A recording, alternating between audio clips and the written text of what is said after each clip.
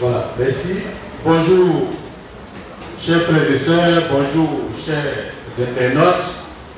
Je suis Ancien Richard de l'église de la Manne Fraîche et je suis donc là ce matin après quelques temps de vacances. Nos tables rondes reprennent et ça reprend avec un sujet beaucoup plus original sur lequel je reviendrai tout à l'heure. Voilà, donc merci de votre présence, merci d'être disponible pour nous et ensemble nous transmettons donc la parole de notre Seigneur Jésus-Christ. Merci encore une fois à vous. Et aux internautes aussi, je leur dis merci de nous suivre régulièrement. Ça fait plaisir et ça témoigne de l'intérêt que vous avez pour ce que nous faisons. Alors aujourd'hui, nous avons un thème assez original, un thème très très atypique. Le thème il est le suivant, le kémitisme. Le kémitisme. C'est un thème original, il est d'actualité, on en parle un peu partout aujourd'hui sur les réseaux sociaux. Et donc, pour développer ce thème-là, évidemment, nous avons nos deux panélistes qui ne sont plus à présenter. Ancien lycée l'avait déjà fait, mais la répétition étant pédagogique permettait que je le fasse également moi-même. Et donc, vous avez à ma droite, certainement à gauche de votre écran, le pasteur Ange Kwasi, le président de la jeunesse Manne Fraîche. Pasteur Ange Kwasi, bonne arrivée. Merci de répondre toujours présent à notre invitation, à nos invitations, puisque ce n'est pas la première fois que vous êtes là. Alors, à ma gauche, donc à droite de votre écran, nous avons l'ancien Mac Dongui, éminent prédicateur de la Manne Fraîche, qui est là. Merci aussi, frère, merci pour ta sollicitude, merci pour ta présence répétée à chaque fois que nous sollicitons donc ta présence. Merci pour tout. Et donc, aujourd'hui, comme je le disais tantôt, le thème, c'est le kémitisme. C'est un thème purement original et atypique. Le kémitisme, c'est quoi? Quels sont ses fondements? Est-il un mouvement spirituel? Est-il un ensemble de croyances? D'où tient-il ses origines? C'est de tout ça que nos deux panélistes vont parler, ils vont nous apporter des éclaircies et à la lumière de la Manne Fraîche naturellement. Voilà, donc sans plus tarder, puisque le temps s'égrène, je voudrais venir à l'ancien Mac Dongui. Le kémitisme, c'est quoi? Tout simplement. Qu'est-ce que c'est que le kémitisme? Parce que les gens ont besoin de comprendre. Voilà, c'est un thème qui paraît encore assez flou dans l'esprit des gens. Merci beaucoup, frère. Merci, Ancien Richard, pour la parole. Bonjour à toutes les époux ivoiriennes. Bonjour, chers internautes. Nous sommes heureux de vous retrouver en cette année 2023. Je crois que c'est la première table ronde. Voilà, après quelques temps de vacances, comme l'a dit l'ancien Richard, le modérateur. Et nous traitons un thème assez atypique pour emboîter le pas à l'ancien Richard. Le kémitisme, qu'est-ce que c'est? De quoi s'agit-il, le kémitisme? Si le Fils de l'homme a programmé un tel thème à la table ronde, c'est que c'est important de savoir c'est quoi le kémitisme. Amen. Il faut d'abord noter que le kémitisme, c'est un mouvement, c'est une forme de spiritualité qui tire ses origines de l'Égypte antique, des croyances égyptiennes de l'Antiquité. Donc c'est une forme de spiritualité. C'est un ensemble de croyances. C'est ça le kémitisme. Mais un ensemble de croyances basées sur l'Antiquité égyptienne, sur les croyances égyptiennes, sur les textes égyptiens, sur les dieux égyptiens. Amen. C'est ça le kémitisme. Donc eux ils parlent de retour aux sources et aux origines. C'est quoi le fondement du kémitisme? Le kémitisme est basé sur ce qu'ils appellent le Le maths, c'est quoi? C'est tout ce qui regroupe la loi cosmique. Voilà. L'ordre du cosmos. C'est ça le maths. Et c'est basé sur, c'est l'un des fondements du kémitisme. Et deuxième fondement, c'est qu'au niveau du kémitisme, ils sont polythéistes, c'est-à-dire ils ont plusieurs dieux. Comme nous le voyons dans la mythologie égyptienne, si je peux m'exprimer ainsi en griffe. Les dieux Anubis, Horus, ainsi de suite. Amen. Voilà. Tout à l'heure, nous allons faire quelques précisions au niveau du kémitisme. Quand nous allons parler des origines, mais je donne les définitions par rapport à ce que nous voyons aujourd'hui. Amen. Que Dieu soit béni. Également, il faut dire qu'au niveau du kémitisme, il y a toujours, comme on parle de religion, de croyance, il y a des pratiques. Amen. Il y a des pratiques au niveau du kémitisme. Et ces pratiques-là, nous allons voir ça dans les différents courants de kémitisme. Les courants de mouvement. Voilà. Je ne sais pas si vous avez gagné tout le micro, je viendrai à un passé tout à l'heure. Je crois savoir qu'au niveau des courants, il y en a même 3, et peut-être même plusieurs. On parle de néopaganisme, disons, de constructionnisme. On parle également de panafricanisme. Vous voyez que ça fait déjà plusieurs courants. Hein? Voilà. Et tout cela, ça peut créer une sorte d'imbroglio dans l'esprit des uns et des autres. Alors, est-ce que tu peux me donner des détails par rapport à ça, ancien Babdondi? Ok. Merci, ancien Richard. Donc, comme je le disais, il y a des courants de kémitisme. Donc, il y a 3 courants de pensée. C'est-à-dire, il y a 3 mouvements. Il y a le mouvement qu'on appelle aujourd'hui le néopaganisme. C'est quoi le néopaganisme? C'est le courant de pensée qui regroupe un peu tous ceux qui pratiquent la magie. C'est-à-dire la sorcellerie pour être un peu plus clair. C'est le néopaganisme. Il faut un peu de tout, ça regroupe un peu de tout. Il y a les sorciers dedans, il y a les marabouts dedans. Voilà, c'est ça le néopaganisme au niveau du kémitisme. Il y a aussi le mouvement qu'on appelle le mouvement reconstructionniste. C'est ceux qui essaient un peu de rester dans la file des origines du kémitisme. Ils sont un peu rattachés, on va les appeler le kémitisme orthodoxe. Voilà, tout à l'heure on va en parler. Le kémitisme orthodoxe. Le kémitisme a été créé en 1970 aux États-Unis. Amen. Voilà. Et aussi, il y a le mouvement panafricain. Tout à l'heure, nous allons donner quelques têtes de ville au niveau de ces mouvements-là. Donc, il y a 3 formes de kémétisme. Donc, je reprends. Le kémétisme néo-paganiste, c'est-à-dire tous ceux qui regroupent les sorciers, voilà. C'est un peu de tout. Et il y a les orthodoxes, c'est-à-dire les déconstructionnistes, qui restent un peu dans la file de tout ce qui est rattaché aux Égyptiens. C'est-à-dire les dieux égyptiens, Anubis, ainsi de suite. Ils ont leur pratique à eux. Et comme je le dis, c'est aux États-Unis qu'on retrouve le maximum de kémites. Amen. C'est aux États-Unis. Et là-bas même, il y a un temps. Je tiens à signaler que pour les autres formes, ils n'ont pas de temps en tant que tel, mais ils ont des plateformes sur lesquelles ils communiquent. Mais aux États-Unis, ils ont un temps et ils ont même un leader. C'est une femme qui s'appelle Tamara Sioda. Amen. Elle est blanche, hein? Donc ça veut dire beaucoup de choses. Tout à l'heure, on en parlera. Voilà. Donc, au niveau du kémitisme orthodoxe, ils sont un peu organisés, comme on le dit, c'est un peu structuré en termes d'église, tout et tout. Mais le néo-paganisme, le mouvement néo-paganisme, c'est des plateformes. Et comme je le dis, pour parler terre à terre, pour qu'on puisse comprendre, ça regroupe un peu tous ceux qui pratiquent la magie noire et la sorcellerie. Et le mouvement panafricain qu'on voit aussi beaucoup aujourd'hui sur les réseaux sociaux.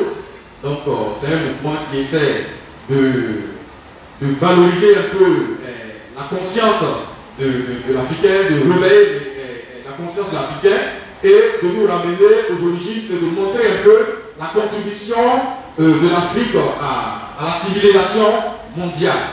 Donc tout à l'heure, nous allons rentrer dans les détails. Voilà pour moi, ancien Richard, sur les 3 courants du kémitisme. Bien, merci Ancien Marc Gandhi, merci pour cette intervention avec brio. Je tiens déjà à mi-parcours que le kémitisme, alors qu'il est un mouvement créé en 1970 aux États-Unis, il tire leur croyance et leur fonctionnement du sacerdoce égyptien antique, n'est-ce pas? Et à côté de ce mouvement-là, il y a eu plusieurs courants, le paganisme, le restrictionnisme et tout.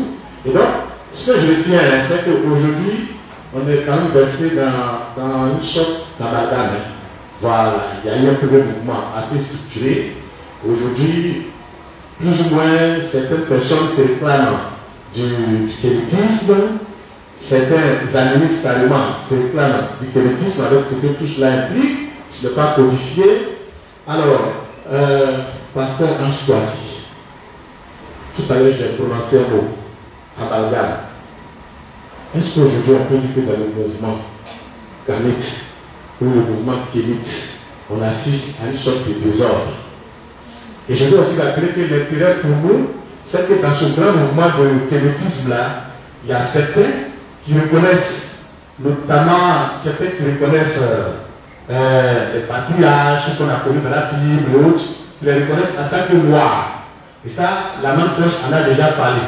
Donc c'est ça qu'on s'intéresse de près aussi à ce mouvement, pour voir si il y a quelques similitudes, pour ainsi dire, entre certaines croyances là-bas et ce que nous disons à la main fraîche ici.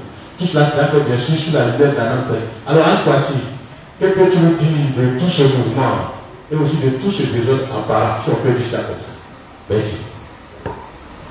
Merci, Ancien Richard. Bonjour, chers internautes. Bonjour également aux frères et sœurs de la main fraîche. Voilà, effectivement, il y a trop d'amalgame dans le mouvement kémite. Voilà, il y a trop de courants, il y a trop de désordre. Et d'autres même vont jusqu'à s'attaquer au Seigneur Jésus-Christ. Mais il faut qu'on les recadre. Car Jésus, ce n'est pas les camarades. Le dimanche dernier, à Nyama, ici en Côte d'Ivoire, certains kémites se sont regroupés. Et parmi eux, un ancien, soi-disant pasteur, du nom de Clé Salé. Il dit les kémites maintenant qu'il a suivi Jésus, il n'a rien eu. Mais toi, tu voulais avoir quoi avec Jésus? On t'a dit qu'on suit Jésus, c'est pour avoir des milliards. C'est qu'on t'a mal enseigné. Pour avoir les milliards, il faut aller travailler. On ne suit pas Jésus. Les milliardaires de ce monde-là, les premiers milliardaires là, ils ne connaissent pas Jésus. Donc qui t'a dit que c'est en venant à Jésus que tu allais prospérer? Qui t'a dit ça? Clé Salé. Et Clé Salé ose dire que Jésus n'a jamais existé. Là, il allait trop loin. Parce que Jésus a existé. Jésus, ce n'est pas un conte. Ce n'est pas une légende. C'est pas des fables. Jésus, c'est une réalité. Et tous ceux qui croient en son nom l'expérimentent. Jésus est vivant. Et ça, il n'y a pas assez de démons, il n'y a pas assez de kémites pour nous enlever ça de la tête. Nous sommes désolés pour les kémites, pour ce courant qui pense que Jésus n'a jamais existé, blablabla. Bla bla. Je vais donner ici 3 témoignages. Amen. Que Jésus il est vivant. On va prendre une écriture. Jean 10, verset 14 à 18 que je lis rapidement. Jésus dit, je connais mes brebis, elles me connaissent. Comme le Père me connaît, comme je le connais aussi. Je donne ma vie pour mes brebis. Il dit, j'ai encore d'autres brebis qui ne sont pas de cette bergerie. Celles-là, il faut que je les amène. Elles entendront ma voix. Il y aura un seul troupeau, un seul berger. Je marque un arrêt. Il y a certains kémites qui veulent se moquer, dit non, Jésus c'est seulement pour Israël. Jésus a dit, je n'ai été envoyé qu'aux brebis perdues de la maison d'Israël. Mais le même Jésus dit, il a d'autres brebis qui ne sont pas de la bergerie juive. Il a d'autres brebis qui ne sont pas de la bergerie juive. Et ces brebis-là, il faut qu'il les amène. Il faut que Jésus amène ces brebis. Mais comment? Il va susciter des hommes. Il va susciter des hommes pour faire ce travail-là. Des hommes qui vont venir en son nom pour faire ce travail-là. C'est vrai, on n'est pas de la bergerie juive. Où Jésus a, je vais dire, physiquement, il est venu en son temps pour exercer son sacerdoce. Même si nous savons que nous sommes des juifs. Amen. Donc, les kémites, si vous ne comprenez pas quelque chose, demandez, on va vous expliquer. Jésus est venu aussi pour nous. Parce que le problème aussi dit non, Jésus c'est pour les blancs, les noirs, vous c'est les fétiches. Qui a dit ça? Je connais la lecture, nous sommes au verset 18. Il dit, le verset 17 d'abord, il dit le Père même, parce que je donne ma vie afin de la reprendre. Le verset 18, il dit, personne ne me l'ôte, mais je la donne de moi-même. J'ai le pouvoir de la donner et le pouvoir de la reprendre. Tel est l'ordre que j'ai reçu de mon Père. Voici garçon. J'ai dit voici garçon. Il dit il a le pouvoir de donner sa vie et de la reprendre. Et il a fait. Il a donné sa vie et il a repris ça. Qui peut faire ce que Jésus a fait? Qui peut faire ce que Jésus a fait? Il a donné sa vie et il a repris ça lui-même. Même la mort n'a pas pu l'arrêter. Il est sorti vivant du tombeau. Et il vit au siècle des siècles. Tu me parles de quel fétiche? Jésus est vivant.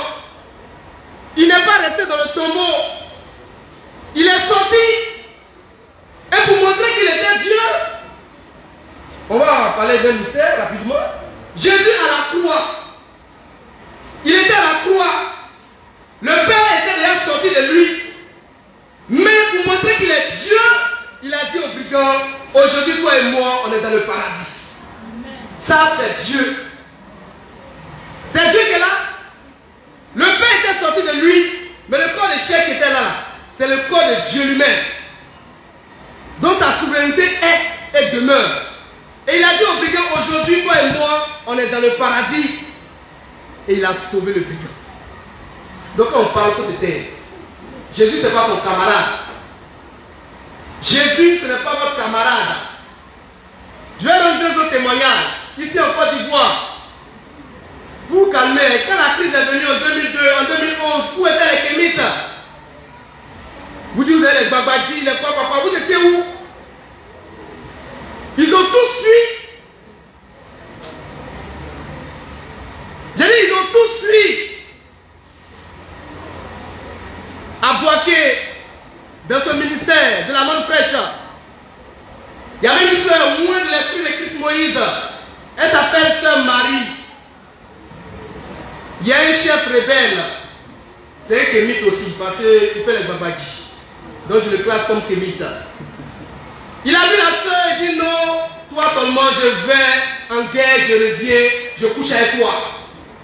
Elle lui a dit, si tu es parti, que tu es revenu là, c'est que Jésus n'est pas vivant. Il est parti, il est mort. Il est mort là-bas. Jésus a tué ça. Elle lui a dit, si tu vas, que tu reviens, c'est que Jésus n'est pas vivant. Jésus, il était en jaillette, elle a dit cette parole. Il dit, je vais te démontrer que je suis vivant. Lui là, allez, tuez-le. Ils l'ont déjà, avec ses babadis. me parle de Dieu. Quel Dieu? Le Dieu véritable, c'est Jésus. Le Dieu tout-puissant, c'est Jésus. Le Dieu tout-sachant, c'est Jésus. Ici en Côte d'Ivoire, toujours, en 2011, c'est parce que les gens ont la mémoire courte. Aujourd'hui, les gens récitent les versets bibliques à Figayo. Où étiez-vous pendant la crise de 2011? On a vu ici les pasteurs. On a vu ici qui est envoyé de Dieu. Ils ont tous fui. Même ceux qui avaient les babadis, ils ont fui. Mais la manne fraîche était là. On tenait toujours nos cultes à Selmer. Et Dieu est descendu lorsque son serviteur a crié à lui. Dieu lui a dit, si je trouve un seul homme juste, je vous garderai. Et il a dit, me voici Seigneur, je suis saint. Dieu lui a dit, c'est qu'il est resté tranquille, il n'y aura rien. Et nous sommes encore vivants. Il n'y a rien eu. Dieu nous a gardés. Les gens voient des obus sur nous. Ça tombe chez les voisins. Et puis on se va dire Yako. Parce qu'on a le Dieu véritable. Et son nom c'est Jésus. Les gens ne peuvent pas nous enlever ça. Au nom de Jésus, les démons sortent des corps. Tu parles de quoi? Les malades sont guéris. On dit non, Jésus, c'est pas Jésus, c'est quoi? Jésus, c'est quoi? Jésus est Dieu. Il est véritable, il est concret. Et on l'a expérimenté. Donc, je pense que là, il n'y a même pas de débat. Et tous ceux qui vont s'en prendre au nom de Jésus, ils vont nous croiser sur le chemin. Il y avait un artiste qui sautait, il dit les Rastafari. Il dit Dieu n'est pas un homme pour se faire naître. Voilà, Tangara Skigoda. Il est où? Jésus, ce n'est pas ton camarade. Que le nom du Seigneur soit payé. Je vais m'arrêter là. Bien, merci, pasteur Ange Kouassi. Vous avez été un peu long, mais c'était à juste titre, n'est-ce pas? Parce qu'il fallait quand même un cadrage. D'ailleurs, au sein du mouvement Kérit, il y a une sorte d'opposition entre eux. Aujourd'hui, on voit plusieurs vagues de Kérit. Ce qui fait que je sais qu'il y a certains kémistes qui ne nient pas l'existence de Jésus-Christ. Sauf qu'ils estiment que l'histoire de Jésus est d'abord africaine. Et que certainement elle a été récupérée par les Blancs. N'est-ce pas? Il y a ce courant de Kérit qui ont cette forme de pensée-là. Et puis il y a d'autres, ceux qui sont venus certainement après. Vous savez, les deux autres qui ne croient en rien, qui croient plutôt aux fétiches et aux animaux qu'on les voit un peu partout. Donc, est-ce que, ancien Macondi, est-ce que vous pouvez faire quand même une sorte de différence, s'il y a, ou alors apporter beaucoup de précision à ce niveau? Parce que ici, ce qui nous pose problème, c'est l'amalgame que nous voyons un peu là. La négation de Jésus est une véritable hérésie pour nous. Merci, Père. Amen. Merci, ancien Richard. Je vais quand même faire quelques précisions au niveau du kémitisme. Il faut dire d'abord que, comme l'a dit l'ancien Richard, dans le mot kémitisme, il y a la racine Kémet, qui veut dire en égyptien terre noire. Donc, à l'origine, ceux qui ont fondé le mouvement du kémitisme, les vrais kémites, là, ils se réclament d'être juifs. Les vrais kémites, pas les faux qu'on voit aujourd'hui. Même les trois courants de kémites, même même les orthodoxes dont j'ai parlé, ce sont des faussaires. Parce que ce sont les adorateurs des dieux égyptiens, Anubis, ils ne sont pas pour tout et tout. Donc les vrais kémites, ce n'est pas ceux qu'on voit aujourd'hui. Les vrais kémites se réclament d'être juifs et ils sont noirs. Amen. C'est la différence qu'il faut faire. Ce qu'on voit aujourd'hui, c'est du trésor. Et c'est du n'importe quoi. C'est du n'importe quoi. Le frère Ange Kouassi a essayé de taper un peu là-dessus. C'est du n'importe quoi. Sinon, à l'origine, les vrais kémites, ce sont des juifs. Ce sont des noirs. Et ils se réclament d'être juifs. Et ils étaient aux États-Unis. Il paraît qu'après, ils sont déplacés, ils sont repartis en Israël. Sinon, les vrais kémites, ce sont des noirs et ils se réclament d'être juifs. Et aujourd'hui, c'est vrai qu'il y a quelques courants de pensée, on retrouve encore quelques traces des origines, quelques traces, il y a d'autres qui disent que non, que l'histoire, c'est vrai, nous aussi on le dit, l'histoire a été fabriquée par les Blancs, et que Jésus, il n'est pas blanc, Jésus est noir. Voilà, il y a certains mythes qui disent ça. Mais ça, c'était les vrais mythes. Mais bon, dans le courant panafricain, il y a des intellectuels là-dedans, tels que Jean-Philippe Omogoundé, il y a des gens qui sont allés à l'école, il y a des professeurs d'université dans ce mouvement. Il y a quand même d'autres qui ont un raisonnement assez cohérent et précis. Voilà. Mais il faut dire que même dans le mouvement orthodoxe, il y a des faussetés dedans. Aujourd'hui, dans le mouvement orthodoxe, qu'est-ce que je relève comme négation à ce niveau-là? Ils disent qu'il y a un de leurs dieux qui s'appelle Horus, et que ce dieu-là, ce dieu Horus-là, en réalité, c'est ce que les Blancs ont pratiqué. C'est l'histoire du dieu Horus que les Blancs ont pratiqué pour dire que c'est Jésus. Et c'est eux qui disent que Jésus, en réalité, n'a jamais existé. Et que les Blancs ont voulu fabriquer leur Dieu et ils ont calqué l'histoire de Horus. Amen. C'est eux qui disent que Jésus n'a jamais existé. Et ça, nous, on va le mettre à leur place. Il peut y avoir un certain Dieu Horus qui a fait des miracles, peut-être même plus grands que ce que Jésus a fait. Nous, on s'en fout de ça. Je prends un exemple simple. Quand on prend au temps de Moïse, quand Moïse faisait un miracle, les Égyptiens, ils faisaient un miracle. Est-ce que vous voyez ce que je dis? Au temps de Moïse, quand Moïse faisait un miracle, les Égyptiens, les deux Égyptiens, ils faisaient un miracle. Si Moïse transforme son doigt en serpent, eux aussi font serpent. Mais ça dit qu'ils sont Dieu. Est-ce que ça dit qu'ils sont dans le vrai? Non. Même s'il y a eu un certain Horus qui a fait des miracles extraordinaires, même il a marché sur l'eau, il est né, parce que c'est ce qu'ils disent, que Horus est né d'une vierge, ainsi de suite, ça les croisé partout.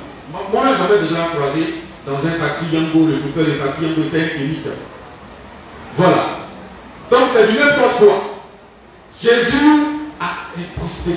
Jésus existe. Jésus est vivant. On ne va pas faire débat là-dessus. Hein. Ceux qui disent que Jésus n'existe pas, c'est ceux qui ne l'ont jamais vu. Amen. Ceux qui ont déjà vu Jésus, là, ils savent qu'il existe. Donc, on ne va pas rentrer dans ce débat inutile là. Jésus n'a jamais existé, Jésus a existé, Jésus a. Si tu ne l'as jamais vu, tu vas dire qu'il n'a jamais existé. Donc ça, on ne va pas faire débat là-dessus. Nous, on a vu Jésus, nous, on sait qu'il existe. Nous, on a expérimenté Jésus, on sait qu'il existe. Tu n'as jamais expérimenté, tu peux raconter tout ce que tu veux. Amen. Mais il faut dire que les vrais comiques, à l'origine, ce ne sont pas les comiques qu'on voit. Ceux qui racontent n'importe quoi. Amen. Bon, on peut accorder plus ou moins en parenthèse quelques crédits au mouvement panafricain qui essaie de nous ramener un peu aux origines, qui essaie de montrer la contribution de l'Afrique à la culture mondiale, à la civilisation mondiale, à tout ce qui est invention technologique et ainsi de suite. On peut accorder un peu de crédit là, c'est du vrai. Amen. Et aussi ceux qui disent que Jésus à l'origine est noir, il n'y a pas de problème. Parce que Jésus, effectivement, il est noir. Amen. Jésus est noir. Mais ceux qui disent que Jésus n'existe pas, nous, on n'est pas d'accord avec eux parce que Jésus existe près de nous. Amen. Voilà. Ancien Richard, voilà, merci, ancien Marc Dongui. Jésus a effectivement existé, il existe toujours. Bien plus, Jésus est roi, nous sommes d'accord avec. Jésus est roi et nous croyons en cela. Donc il faut mettre de l'ordre dans ce mouvement. Pour les panafricains, nous sommes certainement d'accord puisque nous voulons que l'Afrique reprenne son envol là où il l'a laissé, n'est-ce pas? Et donc, pasteur Ange Kwasi, je suis très heureux du recadrage qui est fait par vous, et également par l'ancien Marc Dongui. Donc, Jésus existe. Et que pouvez-vous dire par rapport au mouvement élitaire? Il y a certains quand même qui disent que Jésus existe, sauf qu'il a été blanchi par les Blancs, et que Jésus est noir. Je sais que vous avez tapé sur l'ensemble des cliniques tout à l'heure. Il a essayé de faire aussi quelques différences. Alors, que pouvez-vous dire par rapport à ceux qui essaient quand même de s'approcher de la lumière de la manne fraîche? par rapport à l'existence de Jésus. Parce qu'il y en a qui ne disent pas cela, sauf qu'ils estiment que Jésus ne parle de Jésus blanc dont on parle. Voilà, si vous pouvez dire quelque chose à ce niveau. Et tout à l'heure aussi, on passera aux questions. Merci. Amen. Effectivement, il faut faire la part des choses. Et comme je l'ai dit, notre foi, c'est le Seigneur Jésus-Christ. Amen. Voilà. Le grand mystère de la piété, c'est ça. Donc, tout esprit, toute chair qui confesse que Jésus n'existe pas ou bien Jésus n'est pas Dieu, ne sera pas d'accord avec cette chair, cet esprit. Ça, c'est du tic au tac. Voilà. Maintenant, Jésus est noir. Oui, Jésus est noir, c'est une vérité. Jésus n'est pas blanc. Ce sont les blancs qui veulent, ou bien qui essaient de blanchir Jésus pour nous. Sinon, en vérité, Jésus, il est noir. Maintenant, ce que je vais ajouter aussi, bon, aujourd'hui, qu'est-ce que je veux conseiller à quelqu'un? Bon, quelqu'un qui est là, comme électron libre, qu'il vienne à la manne fraîche ou bien qu'il aille au spiritisme. Par exemple, bon, cette question mérite d'être posée. Est-ce qu'on doit retourner aux sources? Aux sources égyptiennes. Bon, les sources égyptiennes, c'est quoi? Parce que moi, l'Égypte antique, les souvenirs que j'ai de l'Égypte antique, c'est la magie noire. Oui. Les Égyptiens, c'était des magiciens. Donc quand on dit on retourne aux sources, on retourne au Dieu de nos ancêtres, voilà, très bien. Parlons de Dieu de nos ancêtres. Moi, je suis Baoui. Mes ancêtres avaient une manière d'adorer.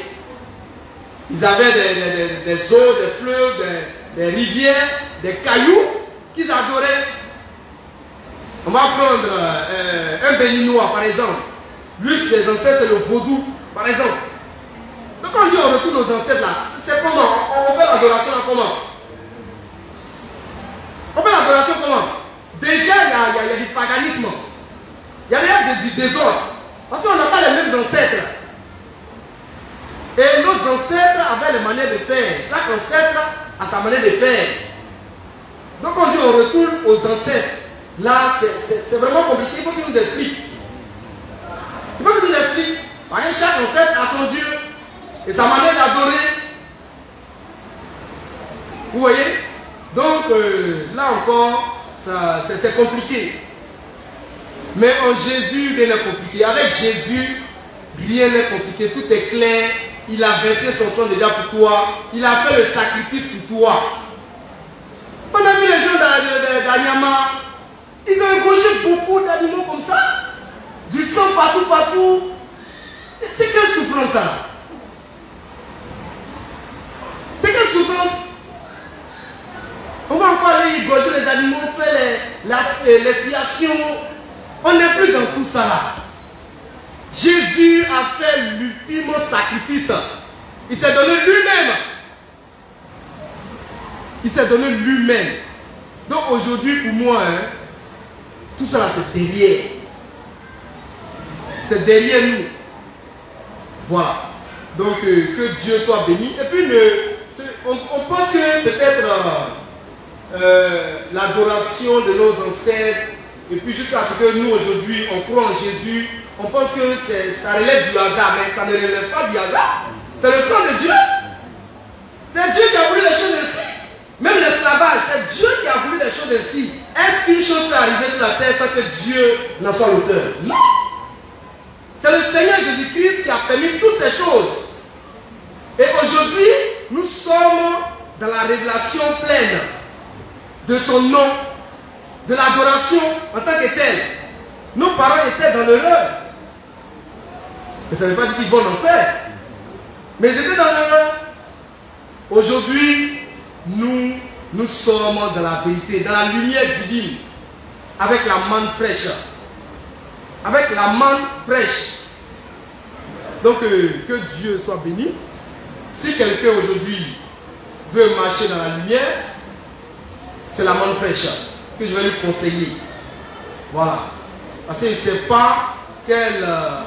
ne sais pas, vous allez me dire quoi? Retourne à tes ancêtres. Bon, qu'est-ce que les ancêtres ont fait? Est-ce qu'ils immolaient des animaux pour expier leur péché? Donc on va aller encore faire ça? C'est dépasser tout ça. Donc en attendant les questions, voici ce que je peux dire. Bien, nous sommes à mi-parcours, nous sommes à mi-parcours de cette table ronde qui suscite beaucoup d'intérêt. Beaucoup de questions ont été posées, beaucoup de réponses sont données dans les réactions de nos deux panélistes. Je voudrais faire un résumé à mi-parcours parce que tout à l'heure nous passerons aux questions. Si vous avez des questions, on va répondre assez rapidement parce qu'il y a des réponses ici pour vous. Nous retenons que déjà à mi-parcours, il faut faire très attention à la forme qu'on donne au mouvement kémite ou au kémitisme d'aujourd'hui. Il y a un peu trop de désordre là-dedans. Nous sommes d'accord que Jésus est noir, nous le prêchons déjà ici. Si vous regardez dans mon dos, c'est marqué déjà noir. Donc Jésus est noir, nous sommes le peuple juif, nous sommes le peuple d'Israël, nous ne nous en dérobons pas.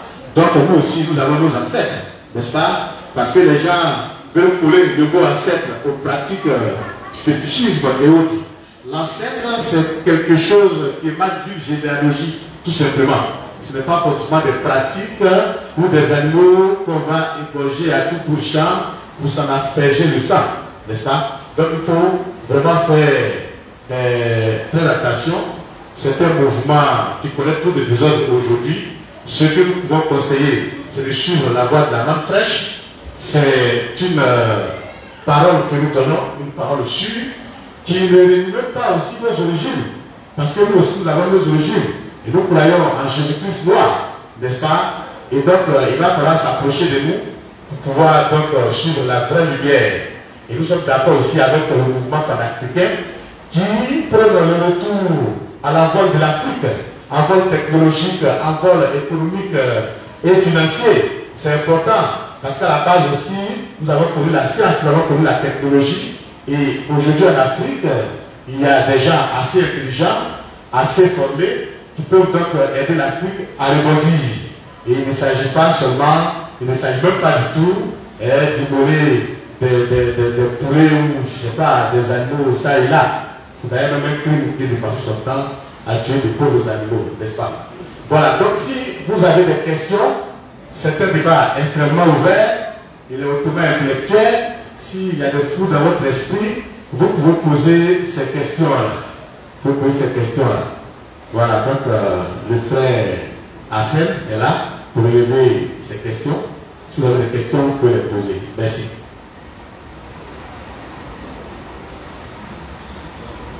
Y a-t-il des questions? N'hésitez pas à les poser.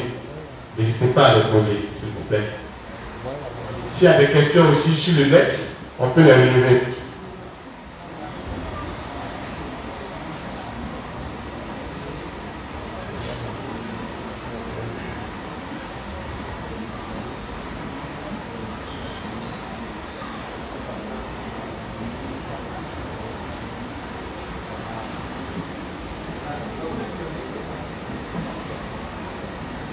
Question. Bon, il peut s'approcher, approche-toi du pupitre.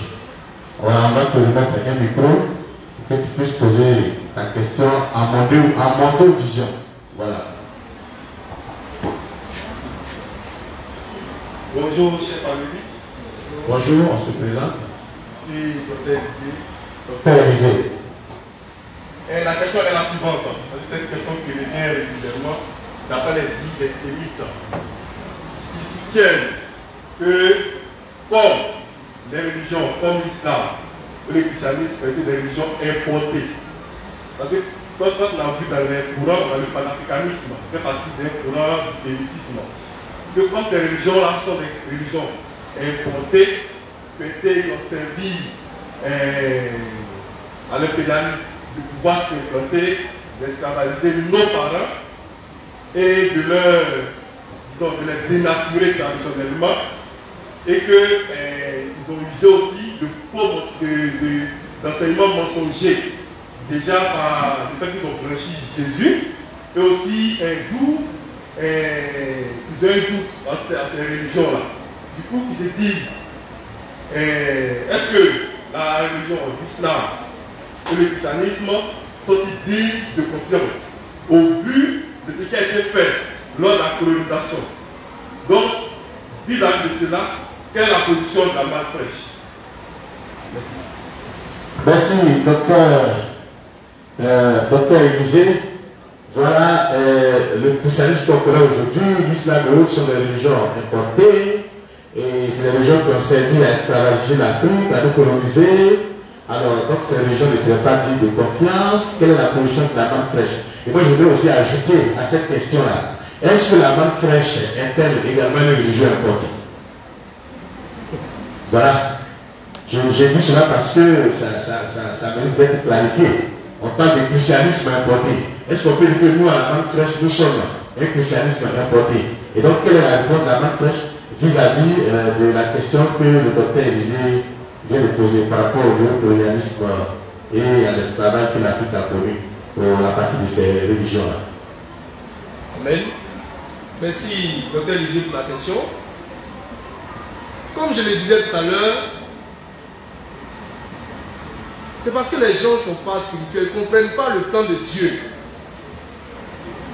On va répondre à cette question, puis c'est fini. Est-ce que c'est le Dieu que nous servons qui a permis que nos parents soient esclaves? Oui, c'est lui. Non, il n'y a plus de problème. Il sait ce qu'il fait. C'est le Dieu que nous servons esclavage. Parce que rien ne peut arriver sans que lui, Dieu, n'en soit l'auteur. Quand tu comprends ça, tu restes tranquille. Et tu comprends que tout ce qui arrive, c'est son plan. Donc, on me dit, bon, le christianisme tel que c'est arrivé ici, c'est importé. Voilà un produit de l'Occident. En tout cas, la manne fraîche n'est pas un produit de l'Occident. Amen. Voilà. Ça, il faut que ce soit clair dans l'esprit. On n'a pas, la preuve, on n'a même pas une base physique, on n'a pas de thèses spirituelles aux États-Unis, en Occident. Non! La manne fraîche vient de l'Afrique noire. Amen. Dieu s'est révélé à un homme, à un Africain noir, à un Ivoirien. Donc, c'est pas, notre manne fraîche ne transite pas par l'Europe. Voici pourquoi nous sommes clairs. Nous sommes clairs dans ce que nous disons. Voilà. Et nos positions sont très claires.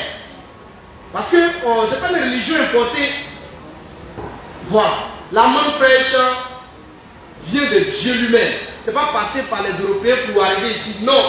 C'est venu de Dieu directement à un homme, à un Africain noir, du nom de frère Christ Moïse, le fils de l'homme 3 fois saint. Donc, je réponds à la question comme ça. L'ancien certainement va ajouter quelque chose. Voilà, l'ancien Mac va ajouter quelque chose. Certainement que même l'esclavage n'est pas seulement une réalité vraiment africaine. On a connu d'autres peuples aussi qui ont fait l'objet de conquêtes. Les États-Unis, ils ont conquis les Indiens, n'est-ce pas? Je sais même que la Chine a fait l'objet de conquêtes par le Japon. Et ça dit que cela est dû à une forme de religion qui aurait été importée et tout. Alors, à propos de conquête et d'esclavage, est-ce qu'il y a encore, est-ce qu'il ne faudrait pas faire la part des choses? Parce que les conquêtes, il n'y a pas seulement que l'Afrique qu'elle a connue, la vassalisation des peuples, il n'y a pas seulement que l'Afrique qu'elle a connue. Si vous pouvez ajouter des éléments à ce niveau. Amen. Que Dieu soit béni. Merci, frère Richard. Effectivement, le frère Ange Cossé a pratiquement tout dit. Ce qu'il essaie de faire comprendre, c'est que tout ce qui est arrivé, c'est le plan de Dieu. Si Dieu n'avait pas permis ça, on n'allait pas trouver aujourd'hui peut-être des Juifs en Côte d'Ivoire, ou bien peut-être des Juifs, je ne sais pas, dans n'importe quel pays africain.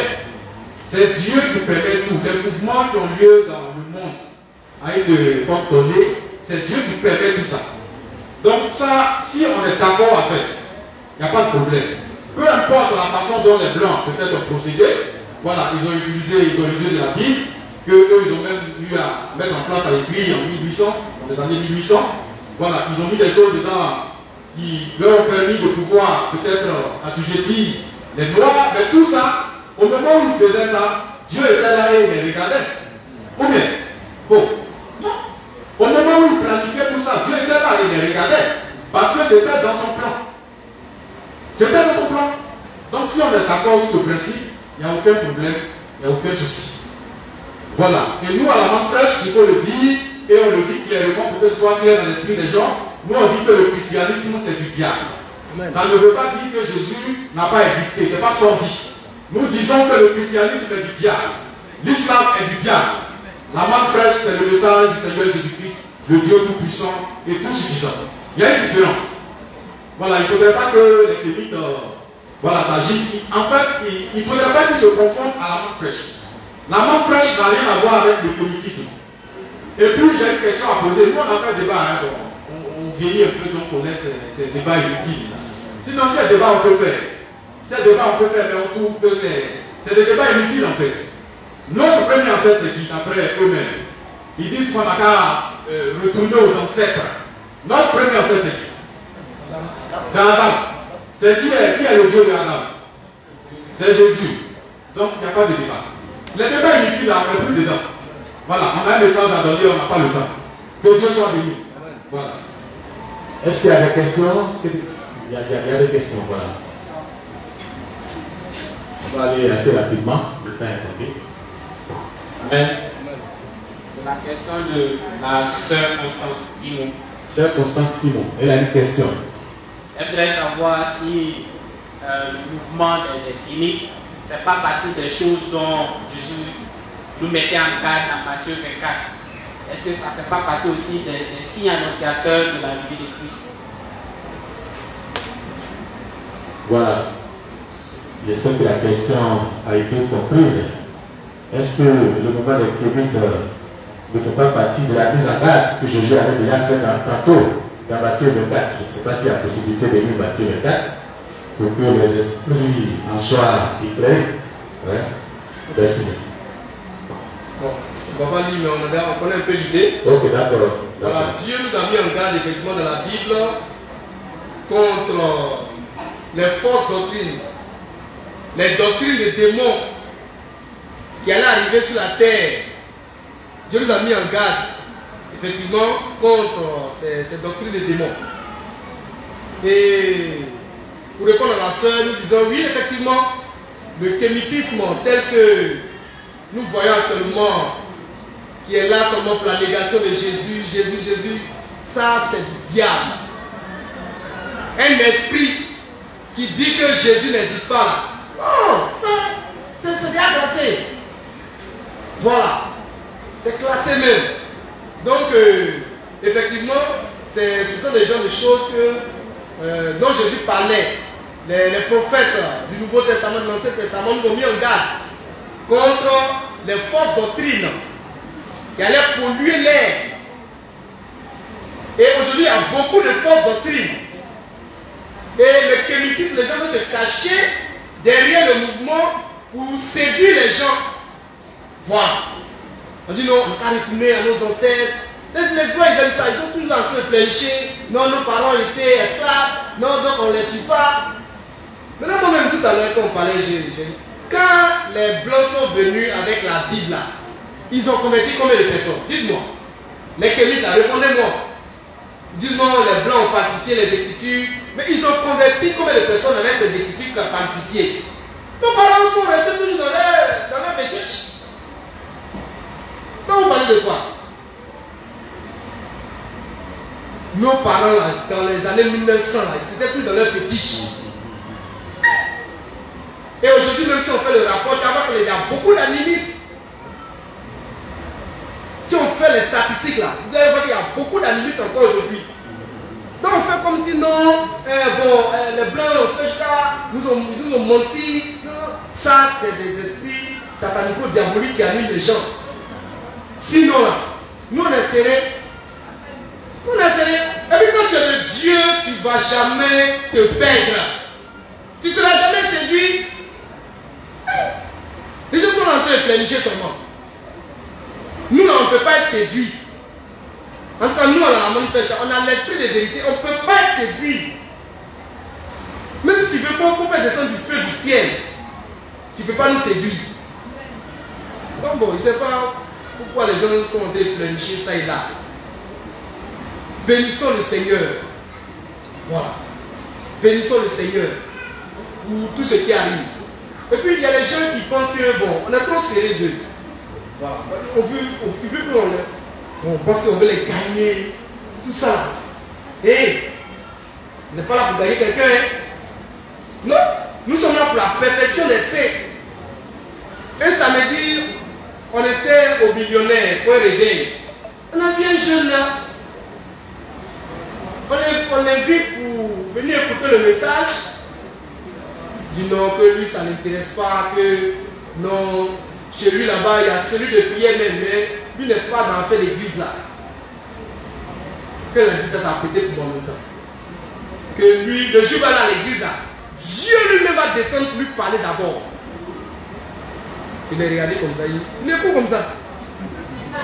Il dit toi, toi te dis, Dieu ne va jamais te parler, toi. C'est par les hommes qui vont passer pour te parler. Toi, à cause de toi, Dieu va descendre pour te parler. Il ne faut plus venir à l'église. Il faut venir à l'église. Si Christ allait aussi dire aujourd'hui que, bon, je ne sais pas, il retourne au fétiche. Mais pas le temps fétiche. Il a dit que non, il y a des pasteurs qui l'ont appelé pour le menacer. C'est des bonbons pasteurs. C'est des plaisanteries. Christ allait dire, on l'a appelé pour le menacer parce qu'il a laissé Jésus. On a dit, tu vas mourir. Et qu'il est encore vivant. On espère que d'ici la fin de l'année 2023, Clé Salée aura au moins 10 voitures de 200 millions chacune. Parce qu'il dit il a suivi Jésus, il n'a rien eu. Il sait maintenant le Dieu des ancêtres. On espère qu'il aura beaucoup d'argent. Pourquoi pas même le président de la République? Pourquoi pas l'homme le plus riche? On veut que Clé Salée soit l'homme le plus riche. Sinon on ne croira pas en ses ancêtres. S'il n'est pas l'homme le plus riche, nous on ne va pas croire en lui. Que Dieu soit béni. Bien, merci. En tout cas, Christ il est allé dans plusieurs autres églises. Il n'est pas arrivé ici à la Manfred. Nous sommes à la Manfred et tout va bien pour nous. Nous sommes prospères ici. Et à la Manfred ici, il y a tout le monde, il y a des milliardaires. Et il y a tout le monde ici en termes de prospérité, n'est-ce pas? Voilà. Et puis, ce n'est pas ça l'essentiel pour nous. Nous, c'est la perfection des saints. C'est le salut et nous savons que nous avons déjà notre salut au travers de Christ Moïse, le Fils de l'homme qui nous a engendrés et nous croyons en lui. C'est ça le plus important. La manne fraîche, ce n'est pas une religion ou une église importée de l'Occident. D'ailleurs, nous disons ici que la Bible n'est pas la parole de Dieu. Nous sommes la seule église qui est dit actuellement dans le monde. Nous sommes assez courageux et nous affirmons, nous restons concentrés sur nos propos et nous les assumons. N'est-ce pas? Voilà, donc nous ne sommes pas une église de néocolonialistes ou de colonisés. Voilà, nous sommes très très différents des autres. Et donc, comme vous le dites, nous ne cherchons pas la clientèle. Le temps est avancé avec votre permission. Y a-t-il des questions encore? Il y a des questions? Voilà, donc on fait des questions et puis nous allons faire donc, la conclusion. C'est la question de ma sœur Valérie. Elle dit que nos ancêtres portaient les masques, dansaient les masques. Et qu'il disait que c'est la sagesse, la richesse de... Quelle est la position de la manne fraîche par rapport au corps? D'accord, nos ancêtres portaient des masques. Qu'est-ce que la manne fraîche a dit? Amen. Avant de passer le micro au frère Dongui, je vais rendre un témoignage qui fait rire, mais c'est la vérité. Dans le nord du pays, c'est un frère qui est ici, un ancien. Ils appellent l'ancien Abraham. Dans leur village, lorsque les rebelles sont venus, le masque a mis dedans. Il a dit le masque a fui. C'est quoi que masque? Le masque a fui. Donc le masque lui n'est pas serré. Il veut séréniser qui? J'ai dit, en face de Jésus, il n'y a pas l'homme. Après, il n'y a pas l'homme. Les masques, tout ça là, c'est des bêtises. Il a fallu la guerre en Côte d'Ivoire pour qu'on voit qu'il y a des garçons ici. Que Dieu soit béni. Ancien attendez. Ce sera certainement votre dernière intervention. Amen. Que Dieu soit béni. Comme je l'ai dit et je le répète, il ne faut pas confondre la manne fraîche au pémitisme. Nous disons que nous sommes juifs. Et nous sommes descendants de Judas et de Lévi. Donc nos ancêtres là, c'est Judas et Lévi. On est descendants de Judas et de Lévi. Et si on remonte, on va trouver Adam. Amen. Donc quand les Kémites disent, on a qu'à retourner aux ancêtres, on va repartir à Adam. Et on va adorer le Dieu de Adam. C'est Jésus-Christ. Point barre. On est d'accord sur le principe. Retour aux ancêtres, d'accord, pas de problème. Mais nos ancêtres là, nous on est juifs. Nos ancêtres c'est Judas et Lévi. Et si on remonte encore, on va trouver Adam. Et on va adorer le Dieu d'Adam. Et nous on adore le Dieu d'Adam et le Seigneur Jésus-Christ. Amen. Amen. Ça c'est clair. Maintenant, comme mon Seigneur a dit que c'est mon mot de fin, il faut aussi dire, comme je le dis et je le répète, c'est pas parce qu'il y a certains pays qui disent que Jésus est noir que vous allez confondre ça à la menthe fraîche. Non. Pas parce qu'il y a un certain nombre de pays qui disent que eux sont juifs que vous allez les confondre à la menthe fraîche. Nous, on est juifs, descendants de Lévi et de Judas. Mais nous ne sommes pas des Kémites. Nous sommes menthe fraîche. Ça, c'est clair. Que Dieu soit béni. C'est ce que je voudrais qu'on retienne. Nous, on est juifs. Et nous disons que Jésus est noir. Point bas. Et ce Jésus qui est noir, c'est le Dieu de nos ancêtres. Que Dieu soit béni. C'est ce que je voudrais dire. Bien, nous sommes de l'église de la Manne fraîche. Nous sommes des juifs noirs. Nous sommes descendants de la tribu de Judas. Et nos origines, nos ancêtres sont remontés jusqu'à Adam. Et donc, puisqu'on doit aller aux sources, nous partons aux sources de nos ancêtres que nous connaissons. Et donc, nous adorons le Dieu d'Adam, n'est-ce pas? Et il n'y a pas d'amalgame, nous ne sommes pas des Kémites, nous sommes Manne fraîche, nous ne sommes pas une église occidentale, nous sommes une église purement africaine. Et nous croyons à frère Christ Moïse, le Fils de l'homme, que nous perfectionnons chaque jour. Nous ne sommes pas là à rechercher forcément des biens nécessairement matériels, n'est-ce pas, comme certains. Et Dieu merci qu'ici, il n'y a pas d'amalgame. Nous savons où nous allons, nous avons une direction, nous sommes menés par quelqu'un en qui nous croyons, et nous mène donc sur le bon chemin, puisque nous sommes déjà donc sur le bon chemin. À la Manne fraîche, nous croyons à frère Christ Moïse. Nous ne sommes pas des Kémites. Mais nous croyons aussi à l'éveil de l'Afrique que nous courons. Bien sûr, nous croyons au retour glorieux de l'Afrique et au développement technologique, au développement socio-économique. Soyez abondamment bénis, soyez puissamment bénis, vous qui nous suivez, et que Dieu vous bénisse pour les siècles des siècles. Amen.